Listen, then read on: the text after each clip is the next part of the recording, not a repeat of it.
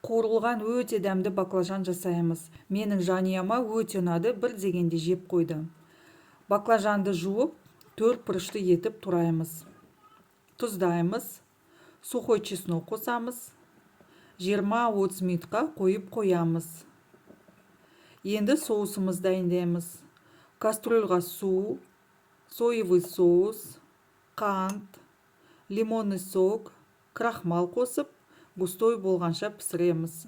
Соус өте дәмді шығады. Оны тек қана баклажанмен ғана емес, басқа да тағамдармен жесеңіздер болады. Баклажандарымызды крахмалға ұнатып, екі жағын қызарғанша қуырып аламыз. Тарелкамызға салып, соуспен ұсынамыз. Суығаннан кейін қытырлақ болмайды, сондықтан ыстықта жеген дәмді. Міндетті түрде жасап көріңіздер, сіздерге ұнайды деген сенімдемін. Егер де менің рецептім ұнаса, тіркеліп лайк басуды ұмытпаңыздар. Баршаңызға ас болсын.